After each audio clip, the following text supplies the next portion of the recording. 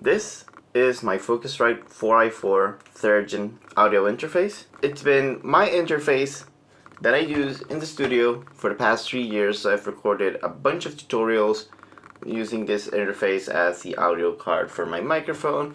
I've made a bunch of sample packs, I've made a lot of tracks using this interface, and it's been a fantastic interface. I didn't have any complaints for the past 3 years. It runs with USB-C, it has all the in and out ports that I needed, so I could connect my synthesizer, I could connect my speakers, I could connect my mic. Everything was perfect. I thought this was the best interface ever. Until a few weeks ago when it started to fail.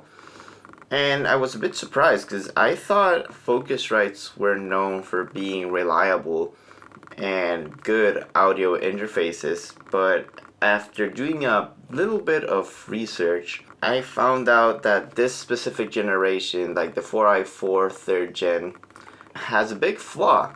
It uses a lot of power, uses a lot of current. It's only powered by this USB-C that connects to the computer. And what this means is that it's using a lot less power than it needs to power all of the ports. And so now I'm having the inevitable death of my Focusrite interface. And I can't really do much. I did open the interface to fix it up. I cleaned it.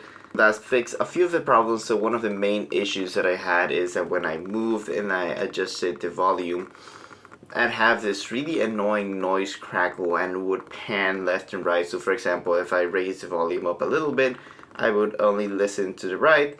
If I increase a little more, I would only listen to the left. I would hear a very loud and annoying grain, like sort of like white noise when adjusting. So I thought maybe the knobs are dirty. That happens with synthesizers, that happens with PA systems. And so I cleaned it with alcohol. I was very careful. I used some compressed air to remove any dirt.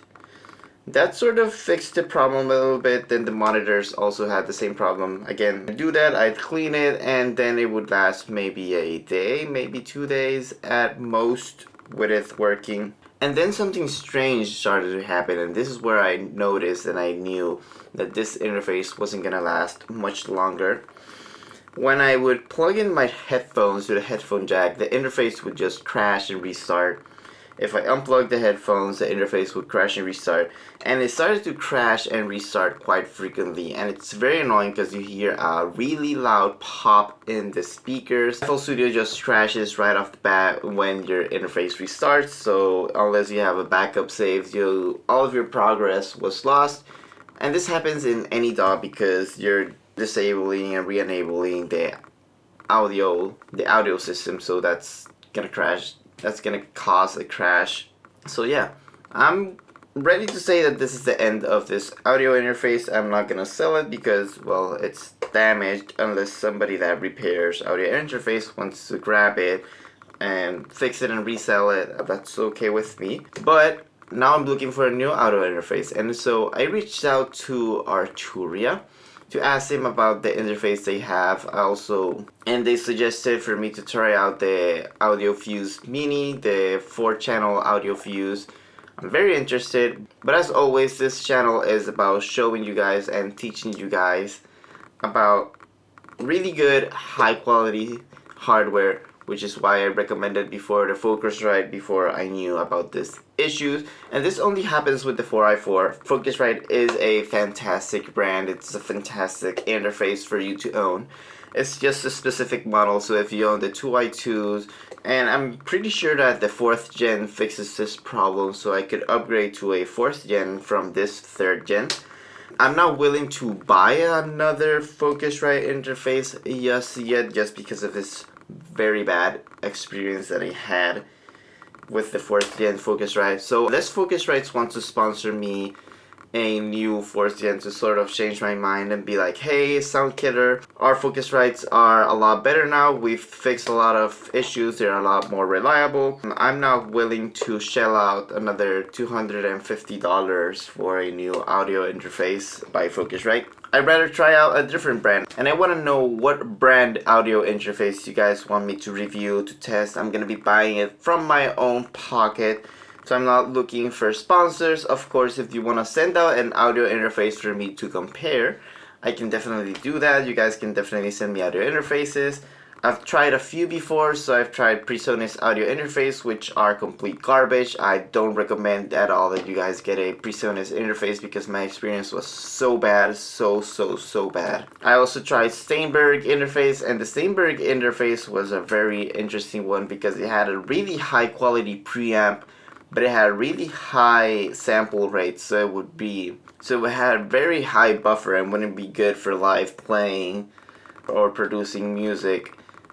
But for recording, it has such a nice preamp. But I'm guessing it wouldn't work as well because you would hear a delay when you're recording, so you don't have that really low latency. Behringer interface, the UMC series, I think it's called the UMC series.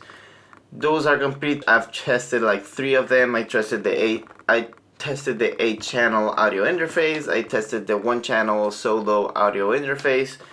They're just bad. They just barely have any gain in the preamps to really crank up the level, so you have to have the max, and it's still a little bit quiet on the headphones. They have a lot of static. They're very cheaply made. They are very poor quality. They're super cheap, so Behringer interfaces are a no-go. And the Focusrite, I just told you about my experience with the Focusrite. So now I'm inclined on testing Arturia interfaces because they're still relatively new in the market in terms of audio interfaces. I also want to try, because this is a very recent interface that released and it's very intriguing. It's the UA Volt series of audio interface. They seem to be very affordable at around $200 for the 4-channel audio interface, which is right around the budget that I have right now for a audio interface.